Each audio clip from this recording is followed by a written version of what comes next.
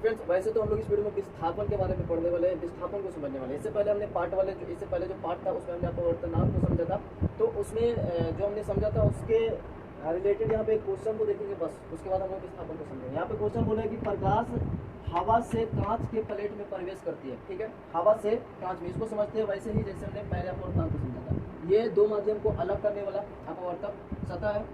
उसके बाद बोला प्रकाश हवा से कांच में आता है, तो इसको हम मान लेते हैं ये हवा है और नीचे यहाँ पर जो दूसरा माध्यम है ये कांच है, ठीक है। अब हमने उस समय बोला था जो जिसमें प्रकाश आएगा उसका अपवर्तनांक देखना होता है, ठीक है। अपने को लॉजिकली ऐसा ही सोचना है, जहाँ से प्रकाश हवा से कांच में आ रहा है तो कांच का अपवर्तनांक अपने को दिया हुआ रहेगा या फिर उसका निकालना है। लेकिन यहाँ पे देखते हैं अपवर्तनांक निकालना है कि नहीं। वैसे यहाँ से यहाँ आ रहा है तो अगर अपवर्तनांक निकालना होता है तो अपने को इसको निकालना है कांच का, इसके सापेक्ष हवा के सापेक्ष। ये हवा है और ये कांच है, इसको माध्यम 1 भी मान सकते हैं, ठीक है। ये माध्यम 1 भी बोल सकते हैं इसको, और ये माध्यम 2 है। तो माध्यम 1 से माध्यम 2 में आता है, ये कांच है और ये हवा है। यहाँ से प्रकाश की किरण आती है जो आपको पता है, और ये ऐसे न जाकर ऐसे अभिलंब की ओर मुड़ जाती है।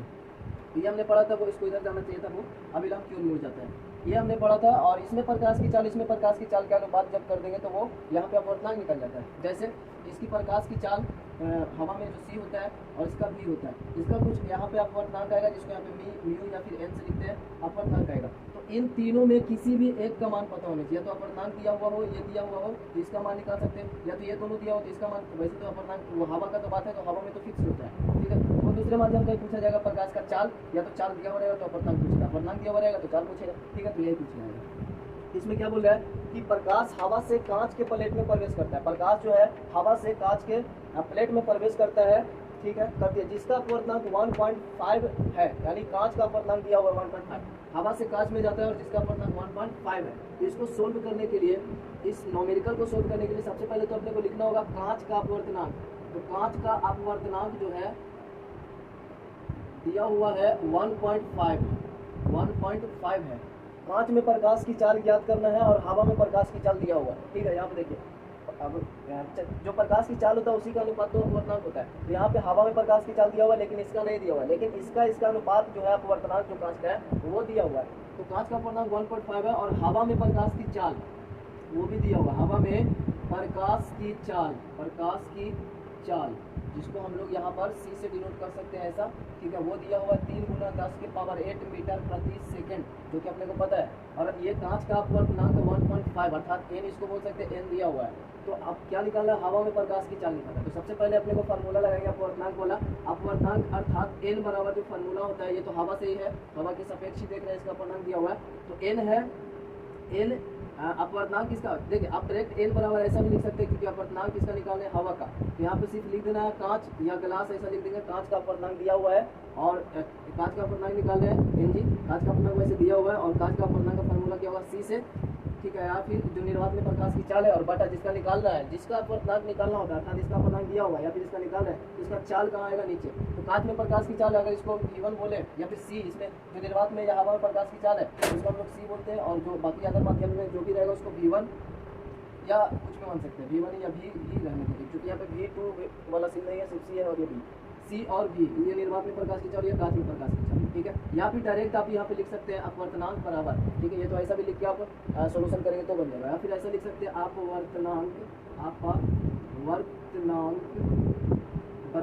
अपवर्तनांक बराबर हवा में प्रकाश की चाल। निरपेक्ष अपवर्तनांक जो हमने देखा था, अपवर्तनांक वही होता है, सिर्फ सापेक्ष अपवर्तनांक जो है वो दो माध्यम के निरपेक्ष अपवर्तनांक के अनुपात को बोलते हैं सापेक्ष अपवर्तनांक या फिर अपेक्षिक अपवर्तनांक, जो हमने देखा था। जब अपवर्तनांक की बात है तो हमेशा वो हवा से ही होता है, हवा के सापेक्ष होता है। तो अपवर्तनांक निकालना है तो क्या होगा, हवा में प्रकाश की चाल, हवा में, वहाँ पे तो वैसे सिर्फ वहाँ पे शॉर्ट में लिखा हुआ था, इससे पहले जो हमने लिखा था वैसे भी लिख सकते, बोल देते हैं हवा में प्रकाश की चाल और बटा हो जाएगा कांच में प्रकाश की चाल, कांच में प्रकाश की चाल। वैसे न्यूमेरिकल बना रहे हैं, साथ में भी हम लोग समझेंगे कि लिखना कैसे है। अपवर्तनांक को n से सूचित करते हैं और अपवर्तनांक किसका है, ये देखिए यहाँ पर V1 वैसे कर सकते हैं या फिर V या फिर यहाँ पे कांच भी लिख सकते हैं क्योंकि अपवर्तनांक किसका, कांच का। या फिर n भी लिखेंगे डायरेक्ट तो चलेगा क्योंकि अपवर्तनांक तो पता है कांच का ही है, तो भी चलेगा। तो Ng लिख देते हैं, गिलास है, कांच है, Ng। और हवा में प्रकाश की चाल कितना है, हवा में प्रकाश की चाल को C और कांच में प्रकाश की चाल को हमने क्या माना, V। तो अपवर्तनांक Ng अर्थात जो कांच का अपवर्तनांक है वो कितना 1.5, तो 1.5 लिखा। C में प्रकाश की चाल यानी हवा में प्रकाश की चाल आपका दिया हुआ है 3 × 10⁸ मीटर प्रति सेकंड, ऊपर भी रहेगा और नीचे भी। यूनिट वैसे अपवर्तनांक का नहीं होता, हमने पहले भी समझा। और भी किसका बेग देख रहे हैं, तो कांच का बेग निकालना है, ये तो निकालना ही है, तो इतना अपने को दिया होगा। अब ये इधर भागा में इधर आएगा तो गुना, तो ये जो भागा में दिख रहा है आपको नियम पता है, जो इक्वेशन हम लोग जो सोल्व करते हैं वही वाला मेथड, यहाँ पे ये भागा में इधर आएगा तो गुना में, यहाँ पे 1.5 पहले से था, ये भागा में इधर आया तो इसके साथ गुना में भी रहेगा। और ये भी क्या है, ये कांच में प्रकाश की चाल को हमने भी माना है, डायरेक्टली आप कुछ भी यहाँ पे लिख सकते हो वैसे, और वैसे बेग को हम लोग भी से लिखते हैं। तो कांच में ये प्रकाश की चाल है, तो ऊपर में ये तो भागा में था, इधर आया गुना में हो गया, ऊपर में ये हमारे पास जो बचा अब 3 गुना 10 की पावर 8। v का वैल्यू निकालना है, अर्थात कांच में प्रकाश की चाल निकालना है, तो इसको यहीं पर रहने देंगे, ये गुना में अब है और इधर ले जाएंगे तो ये भागा में हो जाएंगे। तो v बराबर अर्थात कांच में प्रकाश की चाल बराबर 3 गुना 10 की पावर 8, तो इधर पहले से है, और इधर आ जाएगा 1.5। अब यहाँ पे आप किस प्रकार से काटना चाहेंगे, आप चाहे तो ये 1.5 है ना, 1 पॉइंट आधा है, मतलब 1.5 है, 1.5 दूनी 3 होता है, आपको पता है 1.5 और दूनी 3 होता है, वो भी है, वैसे भी काट सकते हैं। या फिर दशमलव को हटाएंगे तो दशमलव के बाद एक अंक है, ठीक, नीचे तो आप दशमलव हटा दिए तो ये 15 हो गया, और ऊपर में एक मतलब दशमलव को हटाने के बाद ऊपर में शून्य बैठता है, कितना शून्य बैठेगा, दशमलव के बाद एक अंक है तो एक शून्य बैठेगा ऊपर में, कहीं पर बैठा दे, वैसे 3 है तो 3 के पास ही बैठाते हैं, 1 गुना 10 की पावर 8 है, इसको ऐसे ही रख देते हैं। तो यहाँ पे काटेंगे तो 15 दूनी 30 आ जाएगा, तो v बराबर 2 गुना 10 की पावर 8, और ये चूंकि मीटर प्रति सेकंड में था तो ये भी मीटर प्रति सेकंड में आएगा। ये हमारा जो है कांच में प्रकाश की चाल है। तो इस प्रकार से अपवर्तनांक था, उससे हमने ऐसे निकाला, और प्रकाश की चाल के अनुपात से हम लोग अपवर्तनांक को निकालते हैं। बाकी अपवर्तनांक के बारे में हमने पहले देख रखा है। तो अब हम लोग सीधा विस्थापन को देखते हैं। तो फ्रेंड्स अब हम लोग विस्थापन को समझते हैं। तो विस्थापन को समझने के लिए सबसे पहले तो एक हम लोग कांच का स्लैब बनाएंगे, या कांच का गुटका बोल दे इसको, ठीक है। ये आयताकार है और यहाँ पे ये इसकी लंबाई है और ये इसकी चौड़ाई है, ठीक है। इसका नाम भी दे सकते हैं, वैसे कोई दिक्कत नहीं है। अब आपको पता है ये हवा है और ये कांच है। अगर हवा से प्रकाश किरण आएगा ऐसे, तो इसको जाना चाहिए ऐसा, ठीक है, ऐसे जाना चाहिए, लेकिन वो ऐसे ना जा करके वो ऐसा जाता है, आपको ये पता है। और जब वो बाहर निकलता है, इसको और थोड़ा सा बढ़ा देते हैं,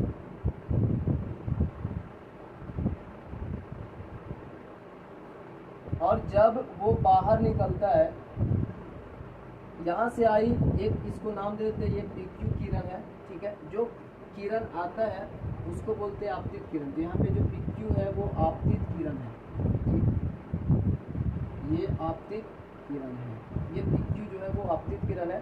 और यहाँ से जो ये इसको जाना चाहिए था वैसे, बट ये अभिलंब की ओर मुड़ जाता है। अगर यहाँ पे अभिलंब डाले हम लोग तो पता चलेगा कि अभिलंब की ओर मुड़ जाता है, लेकिन वापस जब यहाँ से इसको जाना चाहिए था ऐसा सोचा, लेकिन ये वापस फिर इसके समानांतर हो जाता है। अर्थात ये यहाँ पे देख रहे हैं कि ये सघन माध्यम है, सॉरी ये विरल माध्यम है और ये सघन है। यहाँ पे कण जो है, जो कांच का कण होता है पास होता है, वायु में दूर होता है, तो ये विरल है और ये सघन है।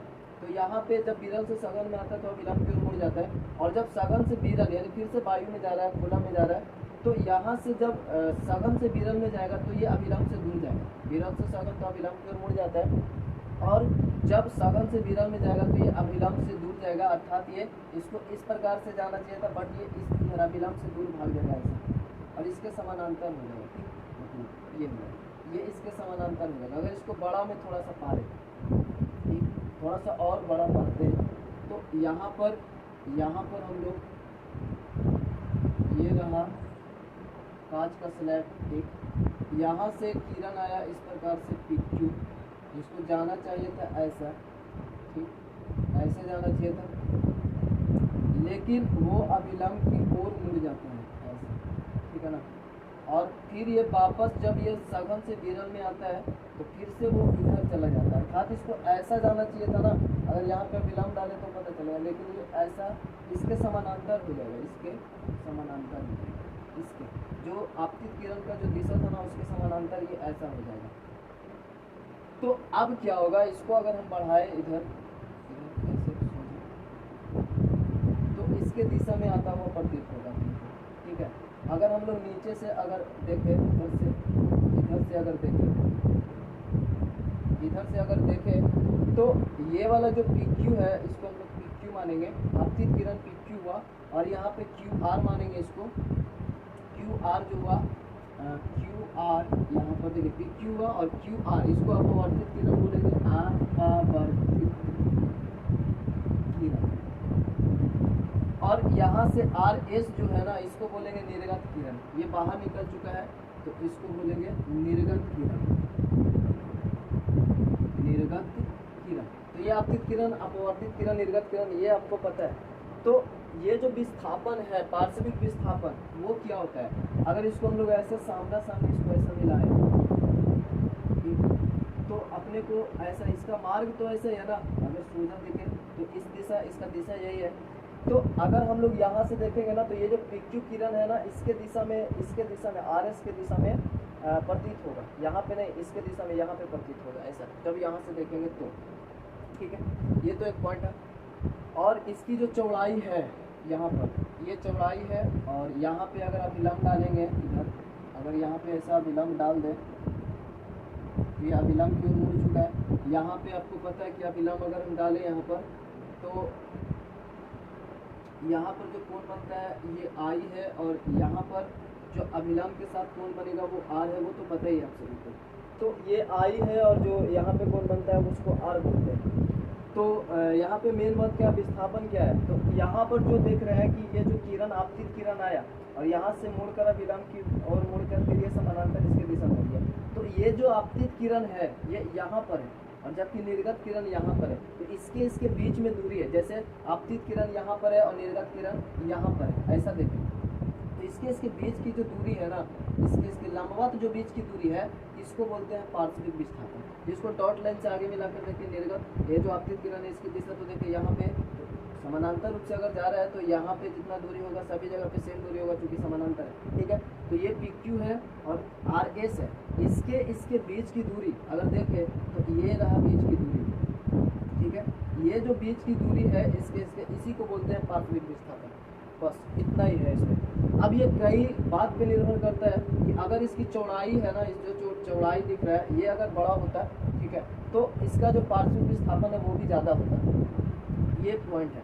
उसके बाद ये और बातों पर निर्भर करता है, जैसे अगर I और R, ये जो आपतन कोण परिवर्तन कोण, इसको ये अगर ज़्यादा होगा तो इसका पार्श्विक विस्थापन भी ज़्यादा होगा, ठीक है। क्योंकि यहाँ पे अगर I बढ़ेगा तो यहाँ पे भी ये जो R है ये भी बढ़ेगा ही। तो इसका मतलब सिंपल सी बात है कि I और R, ये जो मान है, इसका जो कोण है ये बढ़ेगा, तो इसका जो पार्श्विक विस्थापन है वो भी बढ़ेगा। ये कुछ ऐसी बात है जो ऊपर लिखा हुआ भी है, वैसे हम लोग इसको देख लेंगे। फिलहाल पार्श्विक विस्थापन ये है, आपतित किरण ये और ये निर्गत किरण के बीच के जो लंबवत दूरी है इसको पार्श्विक विस्थापन बोलते हैं। बस इसमें और कुछ भी नहीं है। तो यहाँ पर देखिए पार्श्विक विस्थापन से आप क्या समझते हैं। अगर ऐसा पूछा जाए तो पार्श्विक विस्थापन उसका डेफिनेशन दे दें, और अगर इसमें पूछा जाए कि पार्श्विक विस्थापन से आप क्या समझते हैं या किन बातों पर निर्भर करता है, तो भी आपको यहाँ पे लिखा हुआ है, तो आंसर आप दे देंगे आराम से, ठीक है। तो पार्श्विक विस्थापन से आप क्या समझते हैं, तो आपतित किरण, ये जो है ना आपतित किरण PQ और निर्गत किरण के बीच, आपतित किरण और ये जो निर्गत किरण है इसके बीच की दूरी, निर्गत किरण के बीच लंबवत दूरी को, ये जो लंबवत दूरी है ना, इसी को पार्श्विक विस्थापन कहते हैं। सिंपल सा है, आपतित किरण तथा या आपतित किरण और निर्गत किरण के बीच लंबवत दूरी को पार्श्विक विस्थापन कहते हैं। आपतित किरण और निर्गत किरण के बीच लंबवत दूरी को पार्श्विक विस्थापन कहते हैं। यह निम्नलिखित बातों पर निर्भर करता है। पहला, यह कांच स्लैब के मोटाई का सीधा समानुपाती होता है। अब ये सीधा समानुपाती का मतलब होता है, आपने मैथ में भी पढ़ा होगा, सीधा समानुपाती का मतलब होता है कि एक चीज बढ़ेगा तो दूसरा चीज भी बढ़ जाएगा, ठीक है। और एक होता है व्युत्क्रमानुपाती। एक तो सीधा समानुपाती होता है, समानुपाती, सीधा समानुपाती है तो एक बढ़ेगा तो दूसरा बढ़ जाएगा। एक होता है व्युत्क्रमानुपाती। अगर व्युत्क्रमानुपाती है, व्युत्क्रमानुपाती मतलब इसका उल्टा, एक बढ़ेगा तो दूसरा घट जाएगा, ये होता है व्युत्क्रमानुपाती। तो यहाँ पे वही बोल रहा है, तो यहाँ या कांच स्लैब की मोटाई का सीधा समानुपाती है, अर्थात कांच स्लैब की मोटाई बढ़ेगा तो पार्श्विक विस्थापन बढ़ जाएगा, ठीक है। इसका मतलब ये होगा, तो ये इसकी जो मोटाई है, इसकी चौड़ाई जो है ना, इस पर भी पार्श्विक विस्थापन निर्भर करता है। दूसरा है कि यह आपतन कोण का सीधा समानुपाती होता है। ये आपतन कोण का सीधा समानुपाती होता है।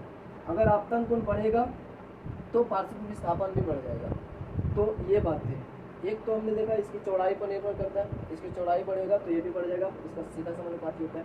एक आपतन कोण में देखा इसका भी सीधा समानुपाती होता है, आपतन कोण का सीधा समानुपाती होता है, ये बढ़ेगा तो पार्श्व विस्थापन भी बढ़ जाएगा।